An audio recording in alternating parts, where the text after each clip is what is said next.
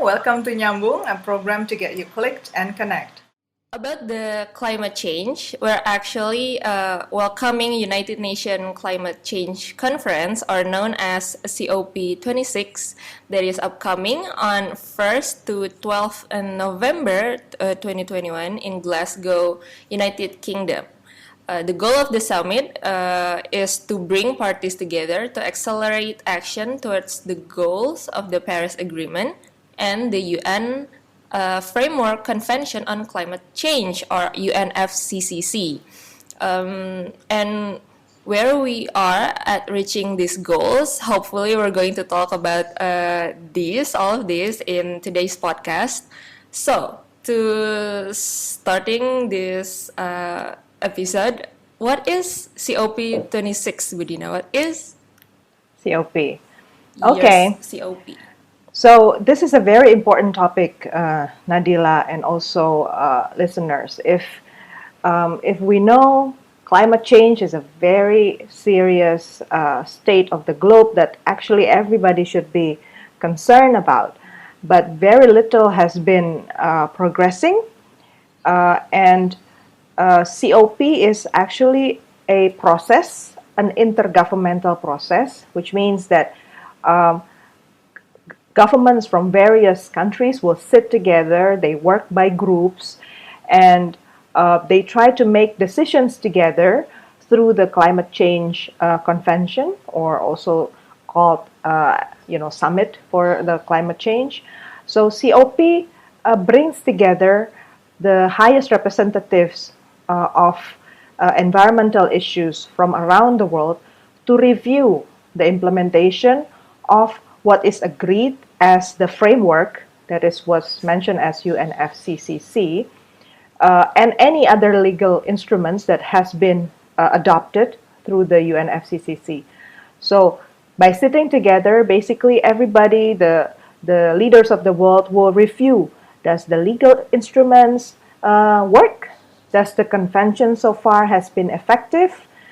Does the parties involved make decisions necessary for effective implementation? Or maybe there are other institutional challenges or administrative matters that everybody else needs to be aware of, and then take that to their hands, for the dialogue. So COP is the ultimate forum at the international level where climate change as phenomenon is being addressed. So COP concerned about adaptation, mitigation, as well as addressing damages that already happen because of climate change. So are you familiar with climate change? Nadila, do you know what happens to the world that we call it climate change?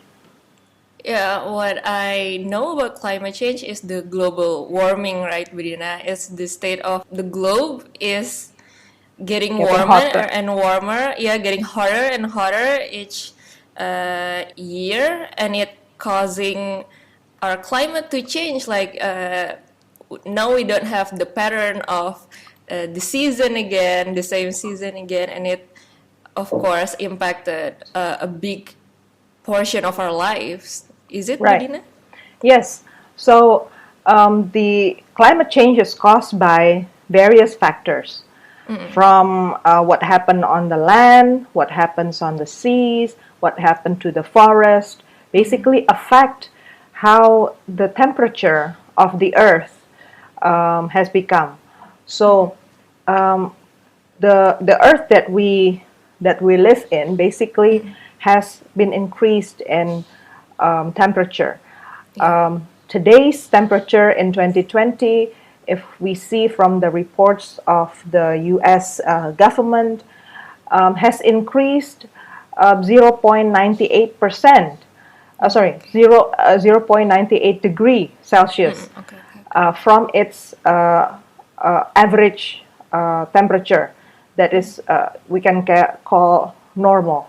So the news here is that if you reach 2 degrees Celsius hotter above average, that means there will be big destruction. There will be disasters, either on land, on sea, that would affect not only humankind, people, but also other habitats like the animals and the biodiversity and everything that will change our ecosystem basically.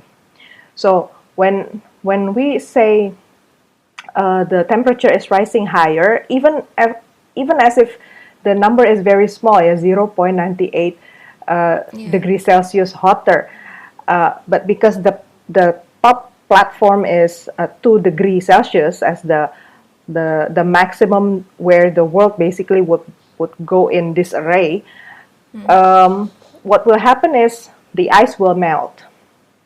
And because when the ice is melt, that means some areas will experience drought.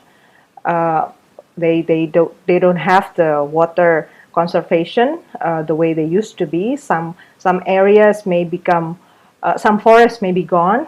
Some animals will be gone. And then the effect of that, some areas will also experience flooding. And we already see some countries, including Jakarta, continue to decline below water, the seawater. And some islands in the Caribbean, in the Pacific, they already experience sinking because the seawater level is rising. And because the water in the ocean is getting warmer, there are also natural disasters emerging out of it, such as typhoon will become more frequent, and then other things. So, and of course, it affects the fish, yeah. And when the fish has problems, we also have problems. Not only because the sea will become less friendly for us to travel from one place to another, but we may also lose food. So it's very critical for us to think global, and there's no other way that we can talk about climate change without talking global.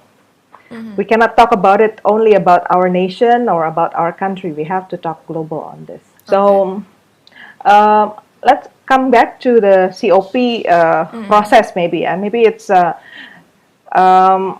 good for everybody also to understand how the leadership in COP happens.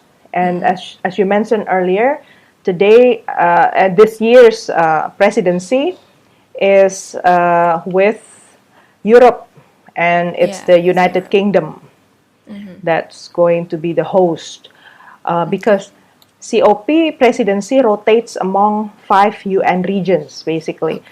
So if this year is Europe, next year will be from other parts, maybe Africa, maybe Asia Pacific, and then Latin America and the Caribbean.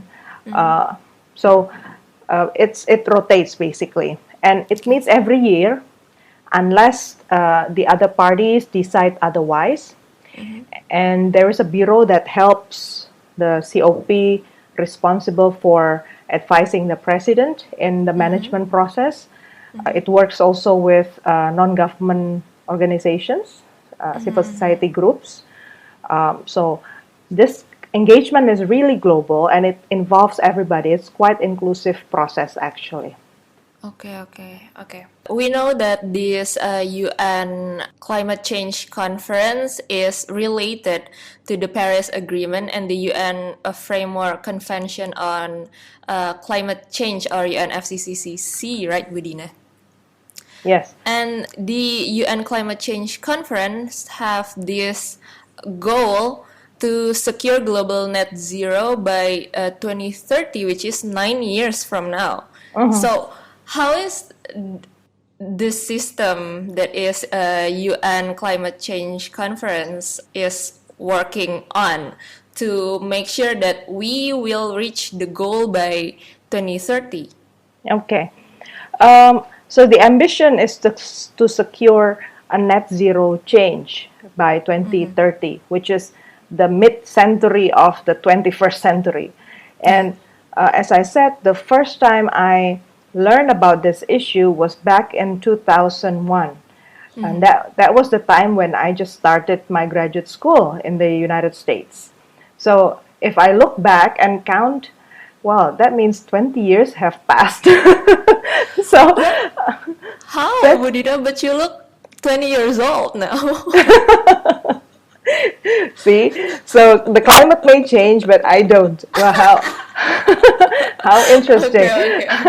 But I learned from the US at that time, and one of the figures that I admire for being so passionate about the environment at that time was Vice President Al Gore. And at that time, he ran for presidency in 2001, but he lost. And he produced a documentary film called The Inconvenient Truth. That was the starting point of how this issue became more known. Yeah, even though the efforts were started before that, it becomes more known. So back to your question on how this actually works. So UNFCCC is the framework. So under that framework, there are norms agreed. There are commitments that are articulated by parties, basically. But what will make UNFCCC a reality is adherence of parties to the protocol that they sign. So when they sign the protocol, that means at the national level, they have to enact laws, they have to enforce the laws that they adopt to make sure that the commitments made at the global level will become reality at the national level. Now, what's interesting here is that there's what is very known as the Kyoto Protocol. Okay. So the Paris Agreement 2015 basically is just commitment from everybody. It doesn't make any distinction between developed countries or developing countries. Basically, every country agreed at that time to work together to limit global warming and aim at reducing 1.5 degrees Celsius by 2030, and to raise money to deliver these aims. Now, at that time, there was specified that the contribution to UNFCCC should be done at the national level. They call it nationally determined contributions. So countries who commit to UNFCCC, they have to report every 5 years with an updated plan. How is your country trying to implement with the highest ambition? So basically, that will be elaborated in every COP meetings every year. Now, the Kyoto Protocol that I mentioned earlier is the legally binding ones. It operationalizes UNFCCC. It speaks more concrete on how the economies will work. How would you reduce the greenhouse gases to an agreed level? So it talks very specific about how you are going to do it or how each country would do it. So the Kyoto Protocol assigned different tasks between developed countries and developing countries. Oh, okay. So it's different between the developed and the developing ones, Budina? Yes. So the Kyoto Protocol required only developed countries to reduce emissions.